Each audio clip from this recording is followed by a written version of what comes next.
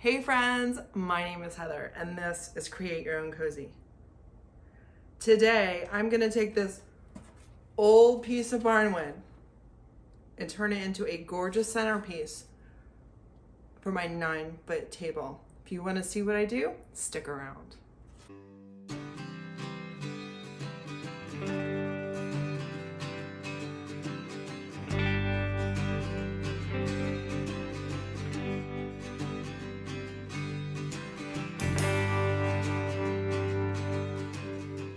This can sometimes be the hardest part, taking a look at the wood and deciding how long and what the shape of the handle should be. I use the wood as a guide, and that little indentation on the bottom left there is where I wanted to stop. And then I wanted to keep the nails in the wood, and I wanted to avoid them with my jigsaw, so it kind of helped me with this side of the handle draw out the shape. I flip it over, make sure it works on the other side, and then clamp it down and get ready to go with my jigsaw. Now, I'm starting going in a diagonal on the grain of the wood, which this is the trickiest part of cutting wood because you never know if you're going to run into a knot, how the blade will go across these grains. So just go slowly and carefully and be patient. And you'll notice that when I go more to the vertical up and down, the blade can go, oops, I had a little problem there. So I stop, I reset, pull it back a little bit and reset, and then go again. And when I'm going more vertical, that seems to be a smoother cut, and you just go with it.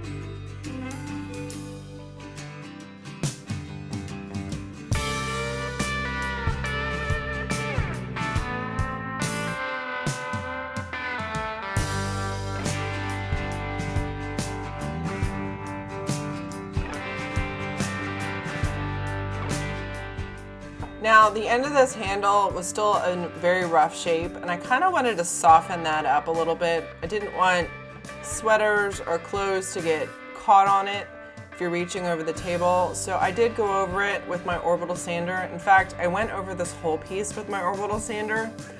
I didn't want any splinters. I wanted any cut edges to not have a right angle to it. I softened all the cut angles, and if there are any furry parts of barnwood, you know what I'm talking about when the barnwood gets furry. I didn't want that on this piece, so I sanded that part out so that you could rub your hand across it and it felt smooth.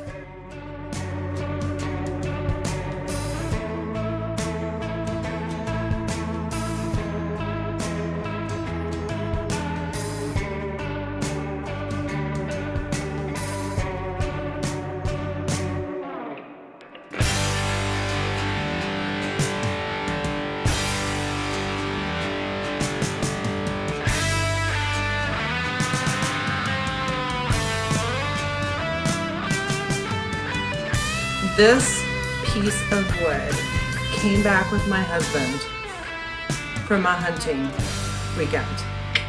There was an old dilapidated barn on the hunting property, and he brought me home this piece, and it used to be 8 feet long. This is the first part. We just cut out a little middle piece, and this was the piece at the bottom that was about to split. So when I cut it, it split. Got plans for this, probably in another video. Next, I'm going to use this scrap wood. It's pink, I have girls. Scrap wood to make a little base that's gonna go under here. I'm gonna paint it white, and I cut out 2 little squares to put in the center and attach them just with hot glue. I'm putting this underneath this barnwood because it's thin barnwood, and I don't want to worry about how heavy something is on top of it to make it bow.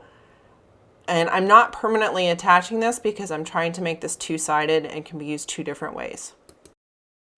And speaking of two-sided, the one on the left is the more brown side and the one on the right is the grayed side.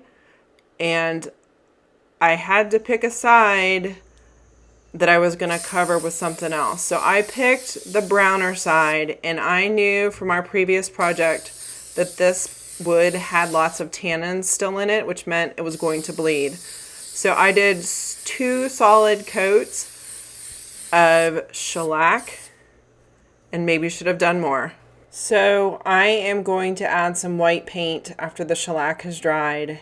And for the first technique, I am just doing a very dry brush and letting it cover just kind of the crosshatch saw marks.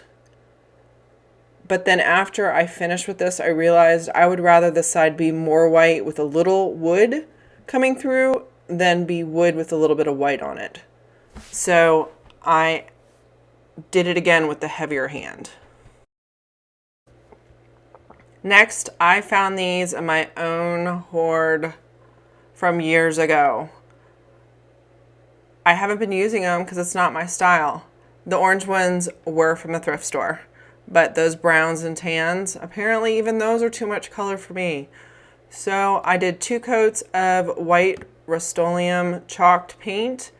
There's the first coat. Don't panic, go and do the second coat. It's so much better. And then I wet distressed with the baby wipe so that they had this two-tone look to them.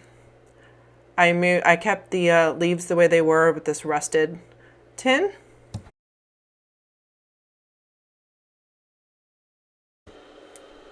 So back to the board, now that the paint is dry, there is a little bit of bleed through, but I'm gonna go ahead and sand off that top layer and see if it still bothers me.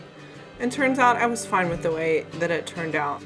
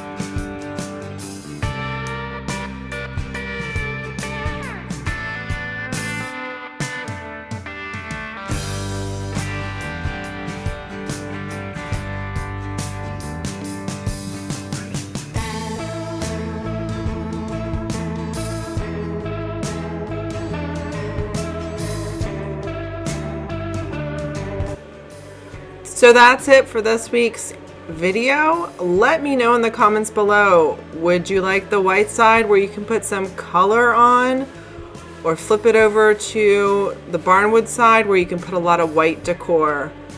And do you like that you can do both? I am excited that I can. So if you like this video, give me a thumbs up. Let me know which side you would use, the white or the Barnwood, and I will see you guys again next week.